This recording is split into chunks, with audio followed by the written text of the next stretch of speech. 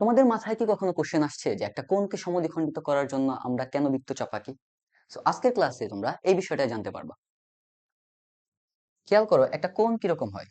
So এটা যে কোনো একটা রেখা, যে কোনো একটা রেখা আর একটা, সো এই দুইটা রেখা যে পয়েন্টে সেট করছে ওই পয়েন্টে নিশ্চয়ই একটা কোণ উৎপন্ন হয়েছে।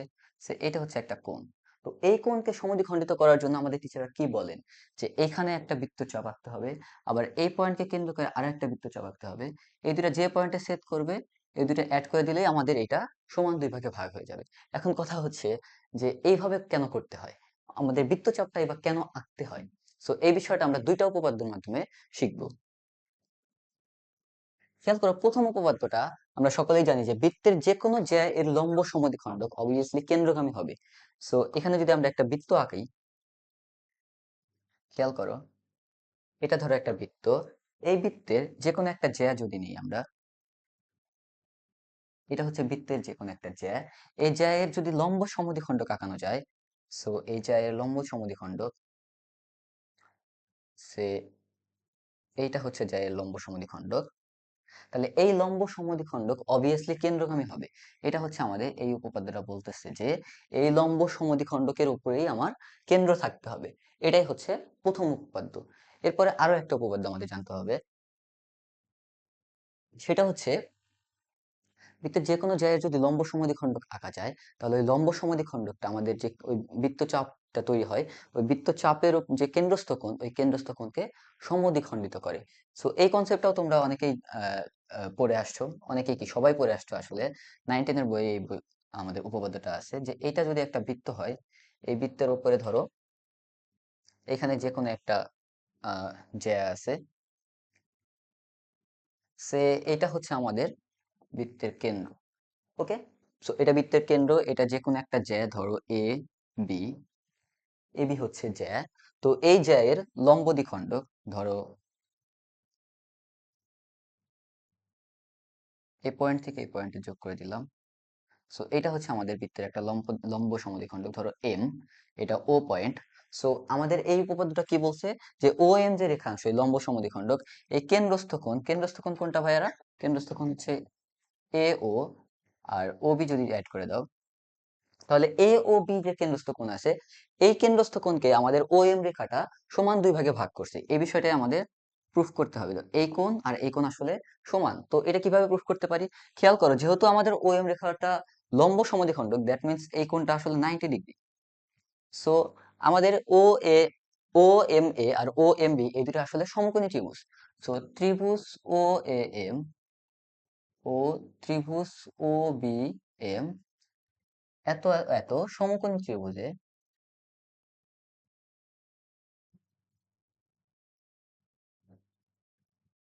সো এই দুইটা সমকোণী ত্রিভুজে কি কি সমান ভাইরা দেখো, ও এম আর ও এম কিন্তু সাধারণ বাহু। সো ও এম ইকুয়াল ও এম,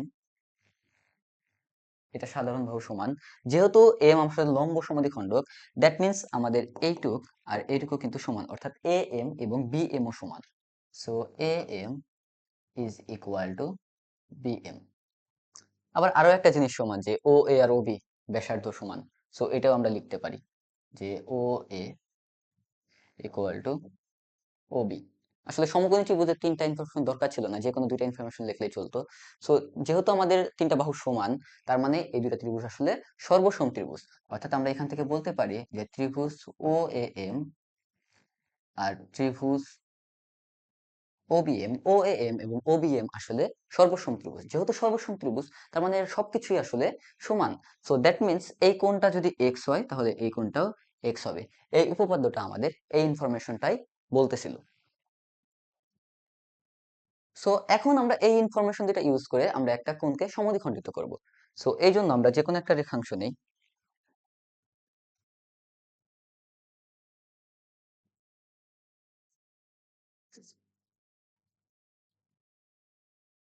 সো এটা যে কোনো একটা রেখাংশ, এরপর এই রেখাংশের উপর আমরা একটা কোণ তৈরি করব। ওকে, সো আমরা একটা কোণ নেই।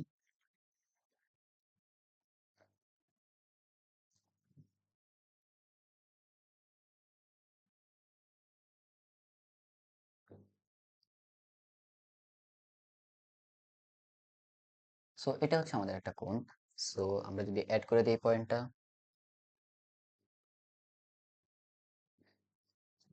সো এই কোণকে আমার সমান দুই ভাগে ভাগ করতে হবে। তো এই জন্য প্রসেসটা কি? প্রসেসটা হচ্ছে এখান থেকে ব্যাসার্ধ নিতে হয়, তাই না? এই পাশ থেকেও সেম ব্যাসার্ধ নিয়ে বৃত্তচাপ আঁকতে হয়। সো কেন আঁকতে হয় ওইটা হচ্ছে এখন আমরা দেখব। খেয়াল করো, এইখানে একটা পয়েন্ট আর এখানে একটা পয়েন্ট আছে। তো এই দুইটা পয়েন্ট যদি আমরা অ্যাড করে দিই, ধরো এই পয়েন্টটা হচ্ছে ও পয়েন্ট, এটা হচ্ছে আমার ও পয়েন্ট, এটা হচ্ছে আমার এ পয়েন্ট, এটা হচ্ছে আমার বি পয়েন্ট।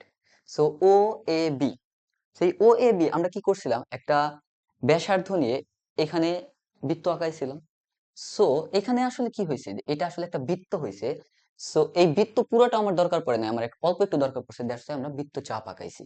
সো এই বৃত্তের আসলে আমাদের কি বলে, ও এ ও বি তো আমাদের ব্যাসার্ধ, কিন্তু এ বি যে আছে, এ বি আসলে কি বলতো, এ বি কিন্তু আসলে এখানে জ্যা। সো আমরা একটু আগে জেনে আসছি যে জ্যা এর লম্ব দ্বিখণ্ডক কিন্তু কেন্দ্রস্থ কোণকে সমান দুই ভাগে ভাগ করে। সো এ ও বি আসলে কি বলতো ভাইয়ারা, কেন্দ্রস্থ কোণ। তো এখানে কোণ এ ও বি আসলে কেন্দ্রস্থ কোণ। সো এ ও বি যে কোণটা আছে, এই কোণটা আসলে আমাদের কেন্দ্রস্থ কোণ। সো এই কেন্দ্রস্থ কোণকে আমার কি করতে হবে, সমান দুই ভাগে ভাগ করতে হবে। আর একটু আগে আমরা জেনে আসছি যে কেন্দ্রস্থ কোণকে সমান দুই ভাগে ভাগ করার কনসেপ্টটা হচ্ছে লম্ব সমদ্বিখণ্ডক আঁকতে হয় ওই যে এর।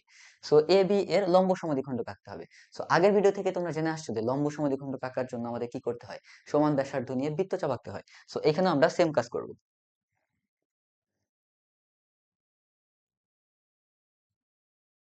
সো এ পয়েন্টকে কেন্দ্র করে একটা নির্দিষ্ট ব্যাসার্ধ নিয়ে অবভিয়াসলি আমাদের অর্ধেক বা অর্ধেকের চাইতে বেশি ব্যাসার্ধ নিতে হবে, কারণ বৃত্তচাপ দুটো তো পরস্পরকে ছেদ করতে হবে, তাই না?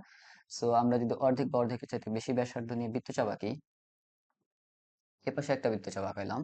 তো সেম ব্যাসার্ধ নিয়ে বি কে কেন্দ্র করে এখানে আরো একটা বৃত্তচাপ আঁকাইলাম। ওকে, খেয়াল করো ভাইরা, আমরা কিন্তু শুধুমাত্র এক পাশে বৃত্তচাপ আঁকাইছি, এই পাশে আঁকাই নাই। কেন আঁকাই নাই? কারণ হচ্ছে আমরা জানি কি লম্ব সমদ্বিখণ্ডক অবভিয়াসলি কেন্দ্রগামী, অর্থাৎ এই রেখার এই পাশের পয়েন্টটা কিন্তু আমার অলরেডি আছে।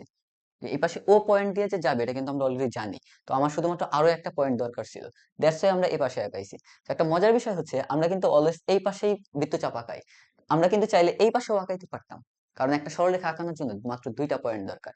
সো আমরা যদি এইখানেও বৃত্তচাপ আঁকাইতাম, এইখানে এইখানে, এটা যদি না আঁকাইতাম তাহলেও কিন্তু চলতো ভাইরা। তখন আমরা কি করতাম, ও পয়েন্ট আর এখানে যে পয়েন্টটা পাইতাম, ওই দুটো পয়েন্ট যদি অ্যাড করে দিতাম তাহলেও হইতো। সো এখন আমরা দুইটা পয়েন্ট পাইছি, একটা হচ্ছে এটা আর একটা হচ্ছে এটা। সো এই দুটো পয়েন্ট যদি আমরা অ্যাড করে দিই,